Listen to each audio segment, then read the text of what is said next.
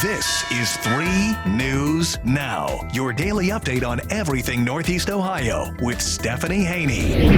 Hello there, everyone. Welcome back to 3 News Now on this Wednesday, July 27th.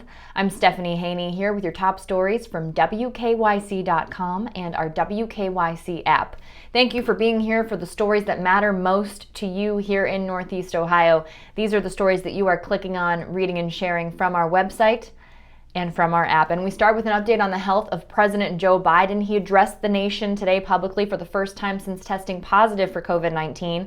This is after testing negative 2 days in a row. He first tested negative yesterday and then tested negative again today on Wednesday. So he appeared in the Rose Garden to show the progress made in the fight against COVID-19 and encourage Americans to get vaccinated and also get those booster shots. He said that he was feeling great and that his case was mild, and that was a statement about where the country is in its fight against COVID-19. He said, quote, "COVID isn't gone." And he stressed that Americans can avoid serious illness with vaccines and also treatments. Remember, the president did receive the Paxlovid treatment. Dr. Kevin O'Connor wrote in a memo today that the president's symptoms had steadily been improving and are almost completely resolved. And the doctor said the president will keep wearing a mask while interacting with others at the White House. That'll be for the next 10 days.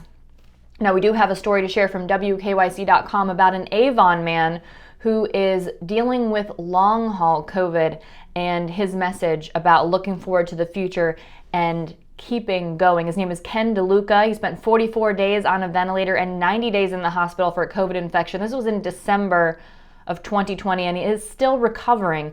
You can hear about his incredible journey, including the moments when he spoke some of the first words that his family heard him say.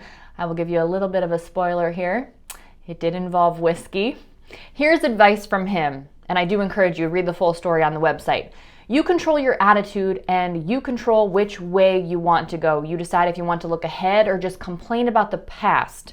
The past is done, it's over with. We don't let it control us. So I always say, move forward, learn from the past, but look forward to the future and keep going. Now we give you an update on our investigative team's work with Cedar Point and the allegations of sexual assault that happened in the summer dormitories among summer workers. So after months of requests to Cedar Point, WKYC and partner stations in the TEGNA organization in Columbus and Toledo, those stations are WTOL and WBNS, have filed an action in the Ohio Supreme Court asking for the court to force Cedar Point Police Department to turn over its sexual assault reports from the past 5 years. So investigative units from all 3 of these news teams have requested the records from the department, human resources and public relations departments as well within Cedar Point. The initial request was made in March, but there have not been any records presented about these reports. So Ronald Gilson, who is the chief of Cedar Point Police Department, responded to an email with a records request saying that he'd forwarded the records to the park's legal counsel to determine whether the records law applied to the department. So the city of Sandusky and Cedar Fair, which is the parent company that owns Cedar Point, signed an agreement in December of 2014 launching a private police department. The Ohio Attorney General's office has called the department certified. That's because officers receive training by the Ohio Peace Officers Training Academy. The Cedar Point Police Department has the powers of other law enforcement agencies, including to detain and arrest and investigate crimes, and also for those officers to carry weapons. So 3 News Investigates reached out to Cedar Point officials for comment regarding the lawsuit on Tuesday, still waiting for a response. The chief of the Sandusky Police Department, Jared Oliver, told 3 News in April that an agreement between the city's police department and Cedar Point only requires the park to hand over felony crimes. This is a developing story, and we will keep you updated as it progresses. Also a developing story, the excessive force trial of Euclid police officer Michael Amiot continues today, and he has actually taken the stand today. There was some question about whether he would take the stand. This stems from being charged with assault and interfering with civil rights in connection with a violent 2017 traffic stop where Amiot is seen on camera beating up Richard Hubbard, the victim in the case. So that violent incident was played in the courtroom on Monday, and Hubbard spoke, and he talked about his girlfriend getting out of the car and screaming at the incident and not being sure why his head was slammed to the ground. He went on to say, "I never touched the officer. I never even brought up my fists at the officer. I protected my face from the punches, but you can't see it from this video." He also said a traffic stop just turned into him just getting beaten up for no reason. So we have those full comments on WKYC.com. Also streaming the trial today so you can see directly from Officer Amiot his comments about the case. Now we have some good news to share from the city of Akron for a group called 100 Black Men of Akron. The city of Akron is investing $230,000 directly into community groups to work to stop gun violence. So 4 different organizations will be receiving those funds. These organizations offer mentoring, education, counseling services, and one of those groups is 100 Black Men of Akron, and we have a wonderful story of a graduate of that program, someone who is going on to play football on a scholarship. Very exciting. Congratulations to that individual. You can see that story on WKYC.com. We also talked with Michael Irby, who is the president of 100 Black Men of Akron, and he's very excited about receiving the money. His group specifically will receive $20,000 from the city to expand the mentoring program. You can read more about it online.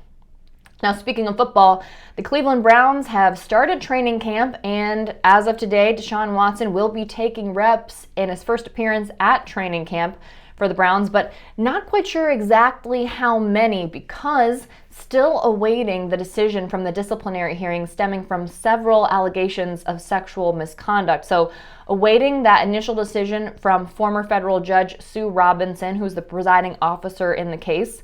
Now, once that decision is handed down, there will be the opportunity for appeal from both Watson and the NFL Players Association, as well as the NFL. The NFL is going for an indefinite suspension of at least a year.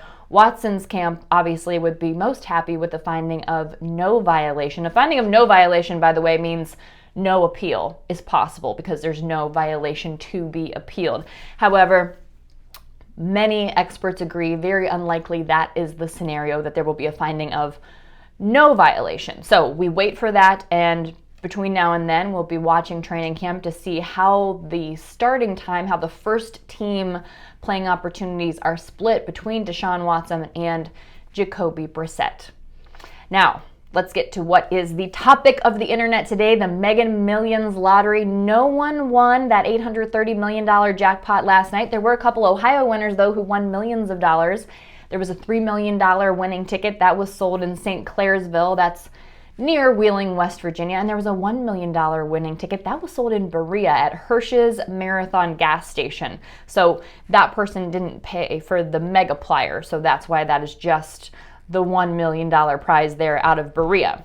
They matched 5 numbers, but not the Mega Ball. So that's why they didn't win the jackpot, but did win $1 million and $3 million. There were also some other big winners in Ohio. 2 people won $30,000, 3 people won $10,000, and then several other people in the $1,500, $600, $500, $200, and a bunch of people won between $2 and $30. So all of that said, now there will be another jackpot on Friday. It's over $1 billion if you want to put your name in that hat. So that drawing will be at 11 p.m. this Friday, July 29th. And here's a reminder.